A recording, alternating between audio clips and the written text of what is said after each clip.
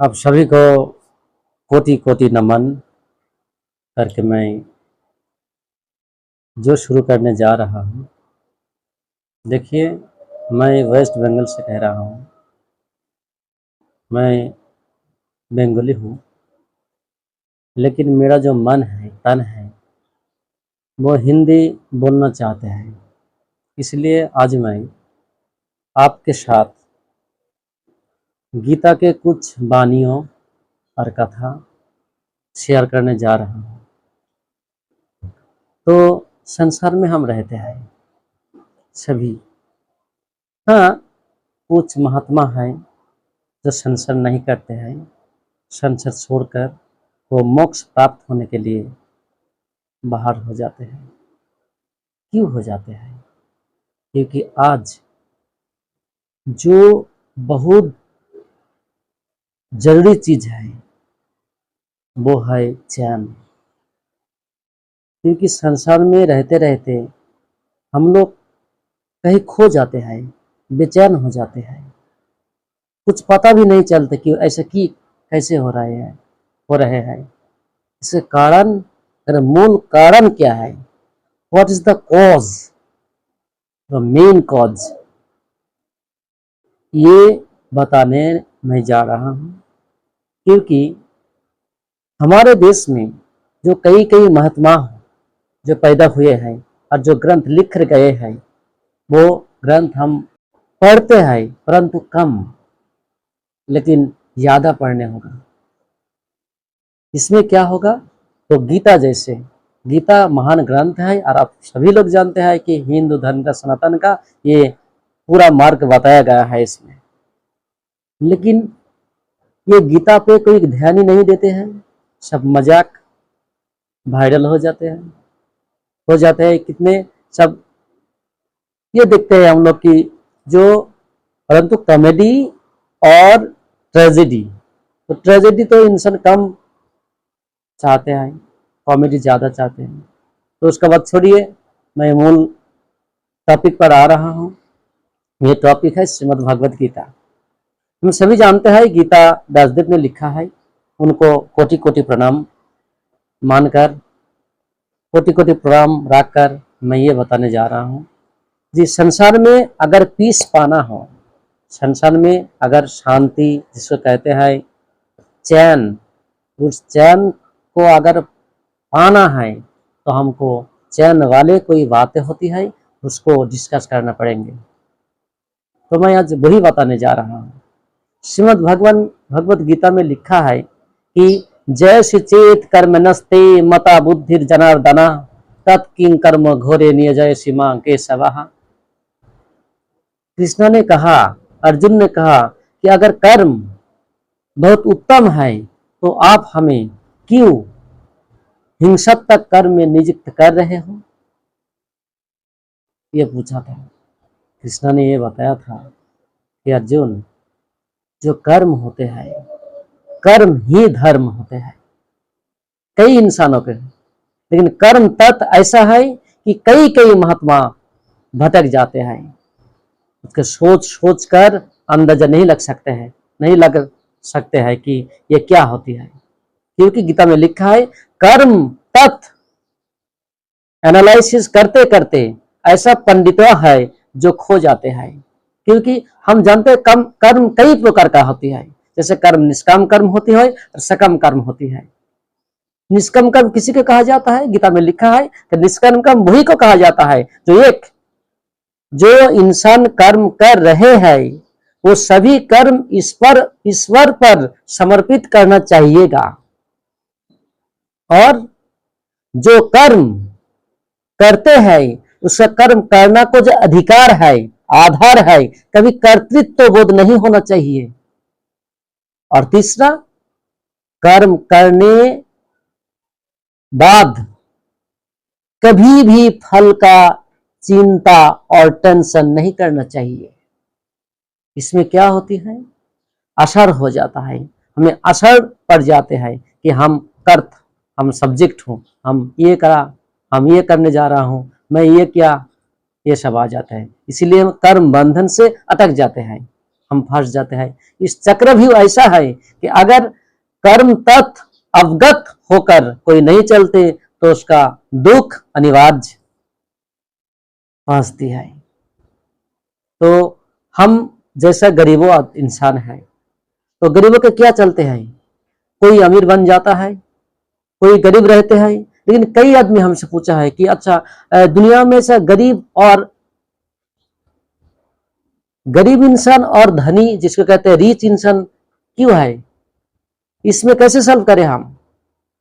तब हम ये लग जाते हैं कि हाँ, गरीब और जो धनी मतलब रिच मैन, जिसका अमीर कहा जाता है, इसमें पार्थक्य क्या है। अमीर जो भोग कर सकते हैं, जो पा सकती है, वो गरीब को नहीं मिलती। इसीलिए गरीब वो हमेशा ये सोचते हैं कि हम क्यों बड़ा ना बन जाए, क्यों बड़ा इंसान नहीं बन जाए। बड़ा बनने का अधिकार तो सबको ही है ना, मन सबको ही चाहता है। लेकिन कर्म, जब हम लोग गीता अध्ययन करते हैं तो उनमें लिखा है कर्म है, एक संचित कर्म, दूसरे क्रियावन कर्म और तीसरा प्रारब्ध कर्म। प्रारब्ध कर्म में इंसान फल पाते हैं, वही फल भोग करते हैं। कृष्णा जी ने कहा था कि देखो अर्जुन, जो हमारा भक्त है, जो हमारा पूजन करते हैं, मेरा पूजन और मेरा स्मरण मनन करते हैं, उसको कभी त्रिलोक में कभी उसका चोट नहीं पहुंचती है, उसका ध्वंस नहीं होते हैं, डिस्ट्रॉय नहीं होते हैं, क्योंकि एक जगह पर जाकर वो मोक्ष प्राप्त हो जाते हैं, ब्रह्मलोक प्राप्त हो जाते हैं। वहां पर रहकर अगर कोई जो करते करते उसमें भटक जाए, विच्युत हो जाते हैं, तब श्री कृष्णा जी ने कहा कि वही आदमी कोई अमीर घर या जोगी कुल में पैदा होती है और वहां से लेकर फिर जोग शुरू कर देती है। लेकिन ऐसा क्यों हमें ऐसा आता है। परंतु पहले आप देखिए, हमारे अंदर एक मन छुपी हुई है। इंसान क्या होती है, इंसान जो ब्लड और मांस गड़े हुए एक पुतली है, जिसका एक मन है, और मन का काम क्या है, सोचना। हमेशा मन सोचती रहती है। और सोचना भी दो प्रकार की होती है, कोई भलाई के लिए सोच रहे हैं, कोई काम बुरा के लिए सोच रहे हैं। ये बुरा है और भलाई है, तो हमें क्या करना चाहिए।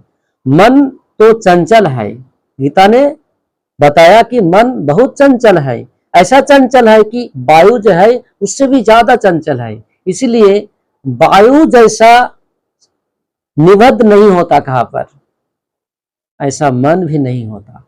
लेकिन जोगियों ने मन को स्थापन करने के लिए, मन का चंचलताओं रोध करने के लिए ये कहा है कि मेडिटेशन करो।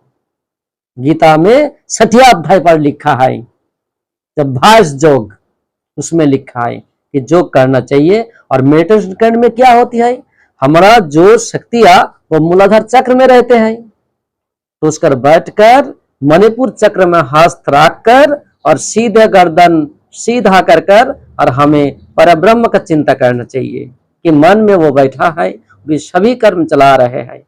अगर साइंस इसका ऊर्ध्व चल जाए तो हमें क्या है, लेकिन साइंस ये भी बता रही है कि अगर हम भी सब है, लेकिन करने वाला ही कुछ और है।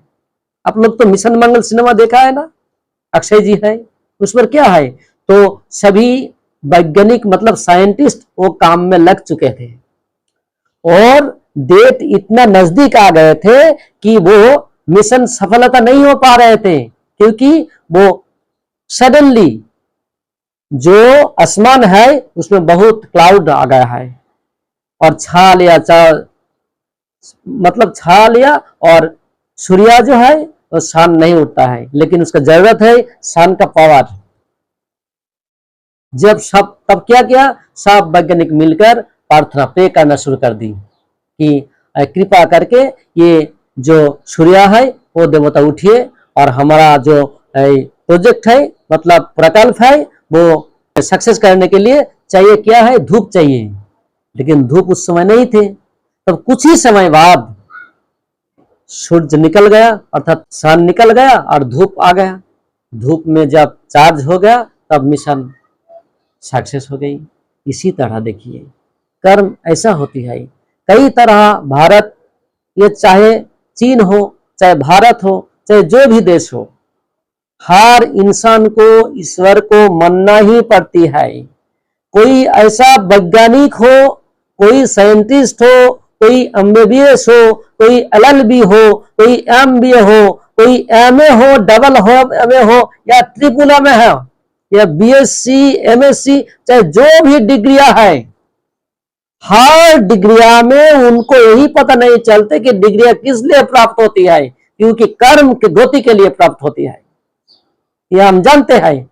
आप लोग जरा बैठकर ये चिंता कीजिए और मनन कीजिए, हाँ सच निकलेंगे। क्योंकि 3 इडियट आपने देखा, उन्होंने क्या बताया कि जिसका दिमाग में इंजीनियर का बुद्धि आ रही है वो तो इंजीनियर कर सकते हैं, लेकिन जिसका दिमाग में बिल्कुल नहीं आती है वो अलग काम करना चाहते हैं, लेकिन उनका जो गार्जियन है वो गार्जियन नहीं छोड़ते, हाँ तुमको इंजीनियर करना ही पड़ेगा। वो तब सोचते कि ऐसा कोई बात नहीं है, मेरा मन का बात कोई सुनता ही नहीं है कि मैं करना क्या चाहता हूं, लेकिन वो करना क्या चाहते हैं, दूसरे काम करना चाहते हैं। इसीलिए जो भगवत गीता में जो तथ्य है वो सबके दिमाग में नहीं घुसते। मेरा कहना ये है, मैं ये मेरा मतलब जो डिस्कस का मूल वक्तव्य है वो ये कहना है कि हर काम में सक्सेसफुल होने वाले लॉर्ड रहते हैं, कोई महत या कोई पुरुष और प्रकृति रहते हैं जिसको सफलता प्राप्त होते हैं। क्योंकि एक इंसान जब इंजीनियर नहीं पास होते थे तब वो की पूजन करते हैं कि मेरा नंबर अगर फास्ट में निकल जाए, अगर 90% हो तो मैं बहुत अच्छा कुछ कर सकता हूं, लेकिन उसका मन भी ईश्वर से भी समर्पित है। इसीलिए आप देखिए कि कर्म, हर इंसान को कर्म करना चाहिए, क्योंकि कर्म बिना हमारा जो पेट है, हमारा जो उदर है वो कभी नहीं चलते और देह यात्रा भी निर्वाह नहीं हो सकते। इसीलिए गीता ने फैसला किया है कि हर आदमी ये पढ़े और इसको जाने कि क्या इसमें लिखा है और क्या करने में जीव मोक्ष प्राप्त होते पढ़ेंगे और क्या नहीं करने में मोक्ष नहीं पा। इसलिए हम सभी को जानना है। देखिए हमें हिंदी बोलने में बहुत भूल होंगे, तो आप लोग अपना ही और साथियों समझकर क्षमा दृष्टि में देखना, यही मेरा कामना है। और ये और 2 श्लोक में बता रहा हूं जिसमें लिखा है, कृष्ण जी बोला है कि अनन्यश्चिंतन तुमंग जे जना पर्जुपासते ते संग अभियुक्तनंग जगक्षमम बहामहम। अगर कोई भक्त ऐसा है कि अनन्य चित्त होकर हमें पूछते हैं तो हम उनका जोग और क्षम सभी भार सब लेते हैं, क्योंकि हम उसका भारपन लेते हैं। जैसा कोई गार्जियन कोई शिशु या उसका जो पुत्र है उसका भारापन लेकर उसका छोटा से लेकर बड़ा करते हैं, उसी तरह। और इसमें लिखा है, तो लिखा है सर्वधर्मन परित्यज्य मामेकं शरणं व्रजो आहं त्वं सर्व पापेभ्यो मोक्षयिष्यामि मा शुचः। हर धर्म छोड़कर तुम हमें स्मरण करो, हम तुम्हें प्रतिज्ञा देते हैं, बता देते हैं कि तुमको कोई दोष नहीं पहुंचेंगे, ये तुम शोक मत करना। इन्होंने कहा अगर इतना बड़ा बात कर सकते हैं कृष्णा जी ने, तो अगर इंसान थोड़ा सा इसका पूजन करे, मनन करे, ध्यान करे तो क्या है। अब सभी का भलाई हो और स्वास्थ्य का अच्छे रहे, स्वास्थ्य का अच्छा रहने का संकल्प करके मैं यहाँ पर छोड़ रहा हूँ। हाँ, भारत माता की जय। ओम शांति।